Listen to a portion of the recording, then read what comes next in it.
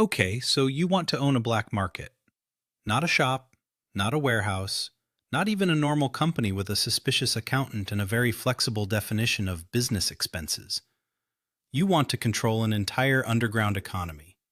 Stolen goods, counterfeit products, restricted technology, fake documents, illegal services, and every transaction that happens because the legal market either cannot, will not, or is not allowed to provide what people want. On paper, it sounds like the ultimate business opportunity. No taxes, no licenses, no consumer protection rules, no inspectors arriving at 9 in the morning to complain that your emergency exit sign is 3 inches too low.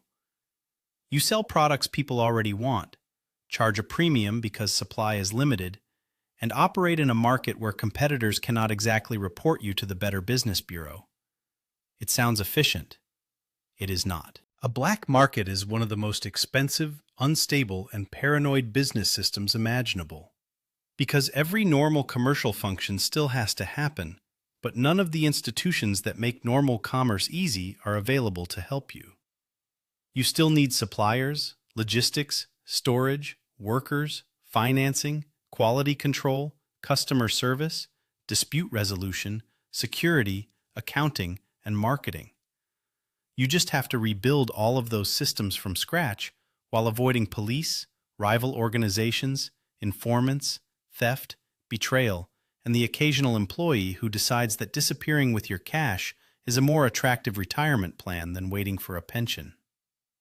The first thing to understand is that there is no single black market.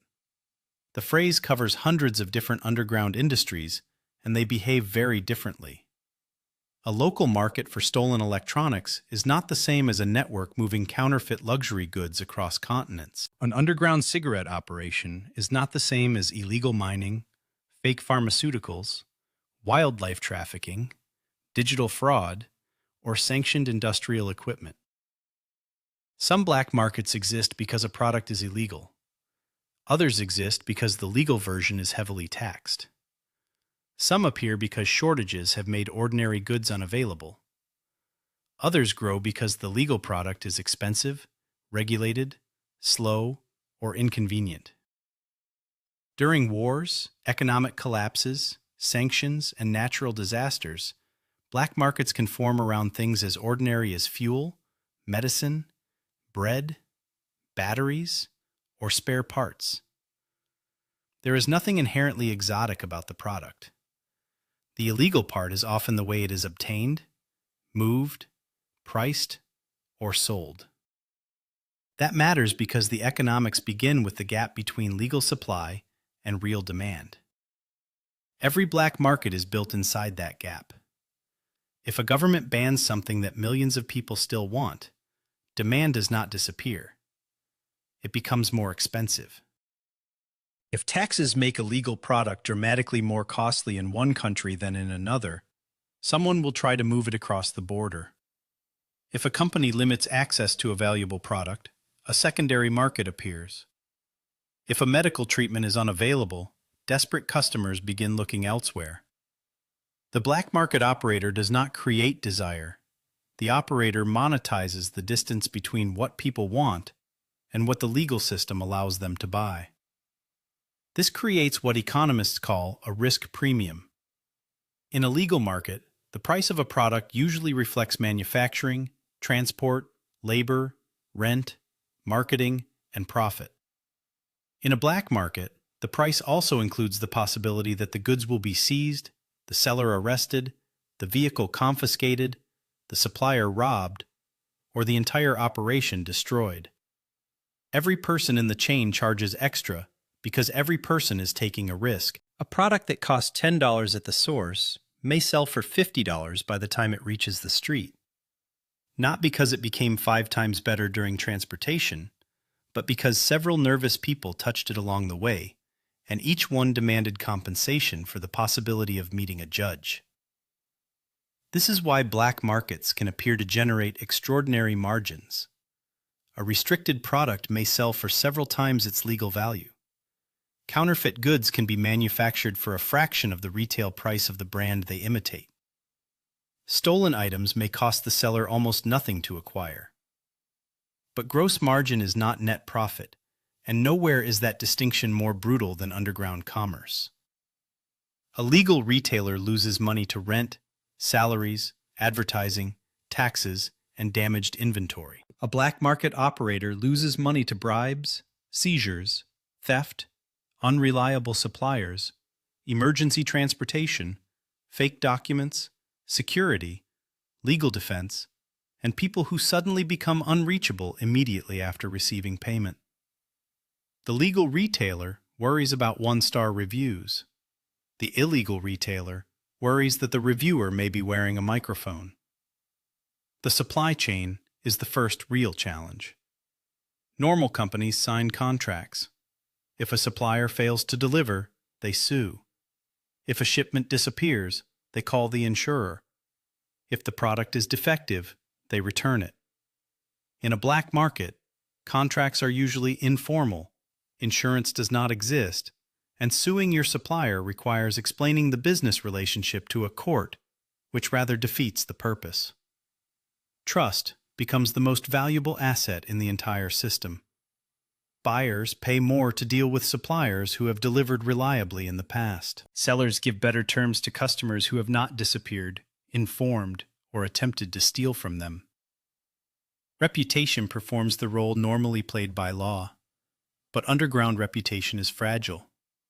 One bad shipment can destroy years of trust. One rumor can collapse a network. One arrest can convince everyone that the arrested person is cooperating, even if they are not. One successful theft can trigger retaliation, which triggers more retaliation, which eventually turns a commercial dispute into a very expensive series of funerals. In legal business, poor communication causes missed deadlines. In illegal business, poor communication can cause 3 different groups to arrive at the same warehouse, carrying weapons and very different expectations. Then there is the problem of scale. Small black market operations are easy to start because they require little infrastructure. One person buys something cheaply, sells it at a premium, and keeps the difference. But small operations are also inefficient. They pay high prices, move low volume, have weak protection, and are easily replaced. Large networks enjoy economies of scale. They negotiate lower prices, move larger shipments, spread losses across many transactions, and build relationships with corrupt officials, transport companies, manufacturers, or distributors. But scale creates visibility. The more people involved, the more likely someone talks. The more money moving, the easier it is for authorities to notice. The more territory controlled, the more rivals want it. A successful underground organization therefore faces the same problem as a successful startup, except with fewer office snacks and more surveillance. Growth is attractive because it increases revenue, but growth also creates complexity. You need managers, regional operators, warehouse workers, drivers, brokers, technicians, accountants, guards, and people responsible for solving problems that cannot be solved through normal customer support. Every additional employee becomes both an asset and a potential point of failure. A normal company worries about turnover. A black market organization worries that the person leaving may take the customer list, the inventory, and the locations of everyone else. Labor is expensive for another reason. Illegal work requires compensation for risk. A driver moving ordinary furniture receives a normal wage. A driver moving contraband expects more because the legal consequences belong to the driver, not just the owner. A warehouse worker storing normal products worries about back pain. A warehouse worker storing illegal products worries that the police will enter through the door while a rival enters through the wall. The further someone sits from the leadership, the more likely they are to carry the greatest personal risk while receiving the smallest share of the profit. This imbalance is one reason underground organizations are constantly vulnerable to informants. Loyalty is difficult to maintain when the boss owns 3 houses and the courier owns 1 prepaid phone and a court date. Security becomes a permanent operating expense. Legal companies protect themselves with locks, cameras, insurance, background checks, and police assistance. Black market operators cannot call the police when inventory is stolen, so they create private enforcement systems. Guards, surveillance, compartmentalized information, coded communication, secure storage, trusted intermediaries, and constant movement all cost money. None of these activities generate revenue directly. They exist because the business cannot survive without them. The most profitable warehouse in the world becomes worthless the moment a rival knows its location. Compartmentalization is especially important. Large underground networks often separate tasks so that one part of the organization knows as little as possible about the others. The transporter may not know the supplier. The seller may not know the warehouse. The person collecting payment may not know who owns the product. This reduces the damage caused by one arrest or betrayal, but it also makes the operation slower, more expensive, and harder to manage. Information has to pass through intermediaries. Mistakes multiply. Nobody has a complete picture except the leadership, which means the leadership becomes a bottleneck. It is like running a multinational corporation where every department is forbidden from knowing what the company does. Quality control is another hidden problem. In legal markets, brands survive by offering consistent products. Underground products are often inconsistent because suppliers change, ingredients vary, storage conditions are poor, and there is no regulatory inspection. Counterfeit electronics may fail. Fake luxury goods may be obviously fake. Illicit fuel may damage engines. Unregulated medicine may contain the wrong dose or the wrong substance entirely. The seller may still make the sale once, but a market cannot grow without repeat customers.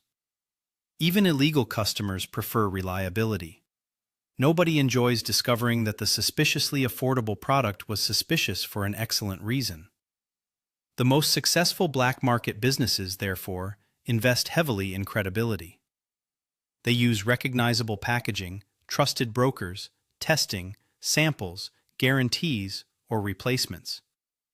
In some underground markets, sellers refund dissatisfied customers because reputation is more valuable than the cost of one transaction. That sounds almost respectable until you remember that the customer service department may still be operating from a basement behind a locked steel door. Pricing is also more complicated than simply charging as much as possible. A black market seller has to balance scarcity, risk, competition, and customer income. Charge too little and the margin will not cover losses. Charge too much and customers search for another supplier or decide the legal alternative is suddenly not so bad. Prices can change rapidly when enforcement increases, borders close, a major supplier disappears, or a new route opens. In a legal market, a 10% price increase may require months of analysis. In a black market, prices can double by lunchtime because somebody was arrested at breakfast. Inventory management is especially dangerous because illegal goods cannot always be stored for long periods. Some products expire. Some are easy to trace. Some attract theft. Some require specialized conditions. Large inventories create purchasing power, but also create catastrophic exposure. If authorities seize 10% of a legal company's inventory, insurance may cover the loss. If authorities seize 10% of a black market operation's inventory, the business loses the goods, the money used to buy them, the transport equipment, and possibly several employees. The seizure may also expose records leading to the remaining 90%. This means operators constantly choose between efficiency and survivability. Centralized storage is cheaper. Distributed storage is safer. The warehouse accountant recommends centralization. The paranoid person who has survived 20 years recommends 6 small buildings and never visiting any of them personally. Then comes the hardest part: money. Illegal revenue is only useful if it can eventually be spent. Large amounts of unexplained cash create questions. Banks monitor suspicious transactions. Property purchases create records. Businesses produce tax documents. Luxury spending attracts attention. The organization may be profitable on paper, but converting illegal earnings into usable wealth is expensive and risky. The more successful the operation becomes, the harder it is to explain why the owner of a small car wash appears to be purchasing commercial property, rare watches, and a yacht large enough to have its own smaller yacht. This creates an entire secondary economy around hiding ownership and disguising revenue. But every additional intermediary takes a percentage, creates documents, and becomes another person who can steal or cooperate with investigators. The strange result is that the owner of a profitable black market business may control millions while living more cautiously than an ordinary salaried employee. Wealth exists, but enjoying it safely is difficult. You can be rich, provided you are comfortable pretending not to be rich, which is a disappointing reward after years of stress. Corruption can reduce some risks, but it introduces others. Paying an official, employee, inspector, or security officer may create temporary protection. However, corruption behaves like a subscription service with no cancellation button. Once someone knows the business can pay, the price often rises. A single payment becomes a recurring obligation. The person receiving money may demand more, sell the same information to competitors, or cooperate with authorities while continuing to collect. Corruption is not a stable shield. It is a second black market operating inside the first one. Competition is equally unusual. Legal companies compete through price, quality, marketing, location, and service. Underground businesses use those same tools, but they may also compete through intimidation, theft, sabotage, and territorial control. This makes expansion extremely expensive. Entering a new region does not simply require advertising. It may require negotiating with existing groups, paying local intermediaries, or accepting lower margins. The most powerful organization is not necessarily the one with the best product. It is often the one capable of maintaining the most reliable network while preventing others from taking it. Territory itself can become an asset. Control over a port, border crossing, market district, transport corridor, or digital platform may be more valuable than the goods being sold. The organization controlling access can charge fees to other sellers, provide protection, arrange transport, or take a percentage of every transaction. At that point, the owner is no longer merely selling illegal products.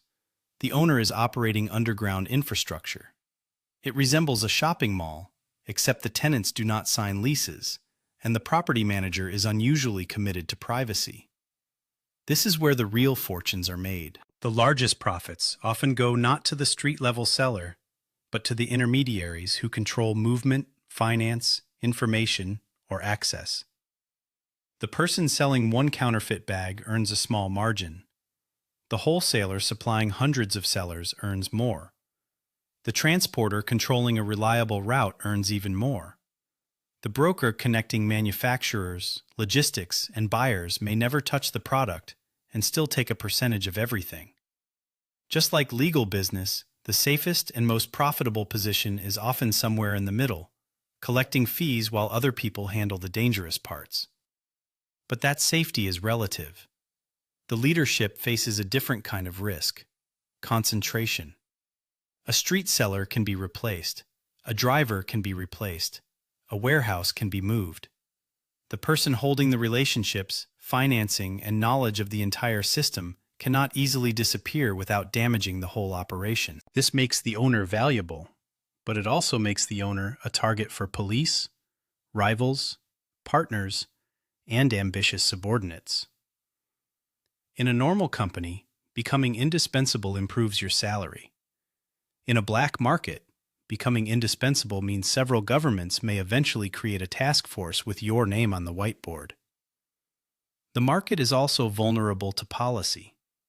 A black market can grow because of a ban, tax, shortage, or regulation, and it can shrink when those conditions change. Legalization can destroy margins overnight. Tax reform can eliminate price differences. A peace agreement can reopen supply routes. A new technology can make counterfeit products easier to identify. A government crackdown can raise risk faster than prices. The operator may spend years building a network around one product, only to watch the legal market remove the very restriction that made the underground version profitable. At the same time, aggressive enforcement can sometimes increase profits for the survivors. When weaker competitors are removed, supply falls, prices rise. Established organizations with better logistics and protection gain market share. This creates a paradox. Enforcement may reduce the total size of a market while making the remaining operators richer. It is the illegal equivalent of industry consolidation, except the mergers are rarely announced through press releases. Technology has changed the structure of black markets, but not the basic economics.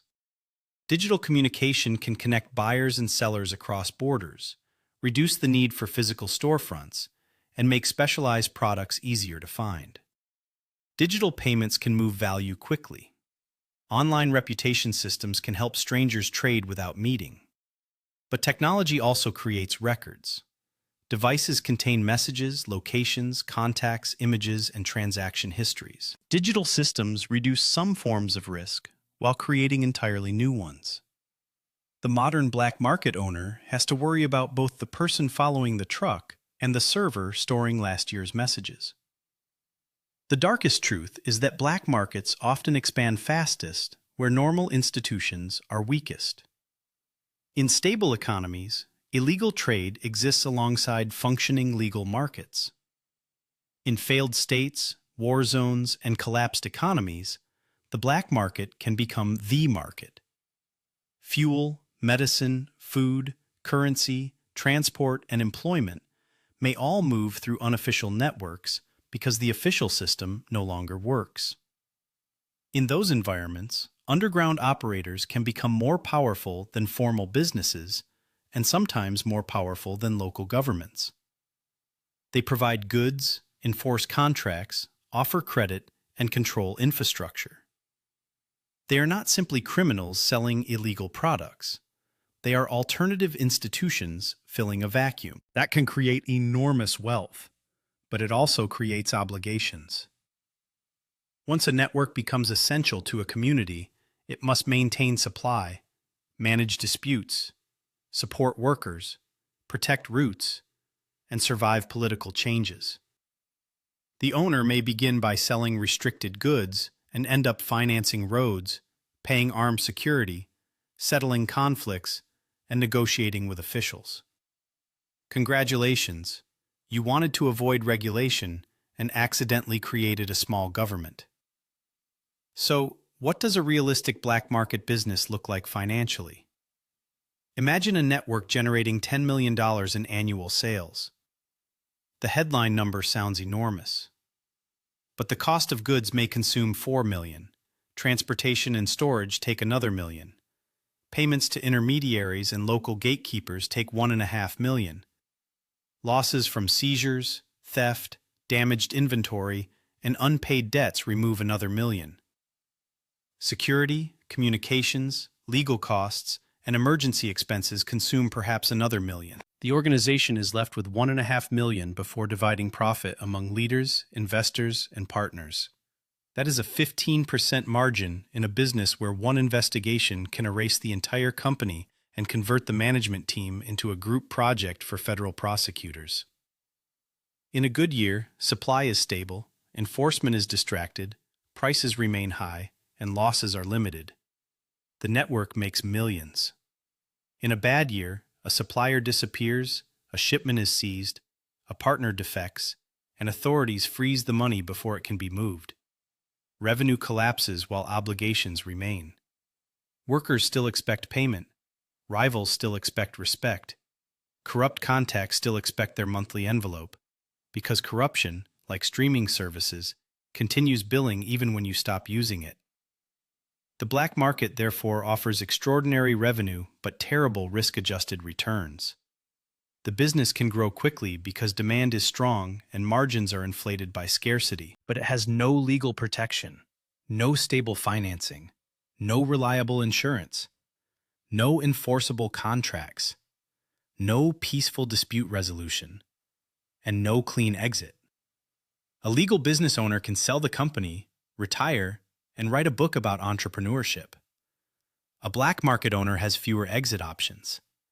The business can be dismantled, seized, stolen, inherited by a rival, or converted into evidence. That is the real economics of owning a black market. You do not eliminate the costs of legal commerce. You replace them with more dangerous versions. Taxes become bribes. Contracts become trust. Insurance becomes redundancy.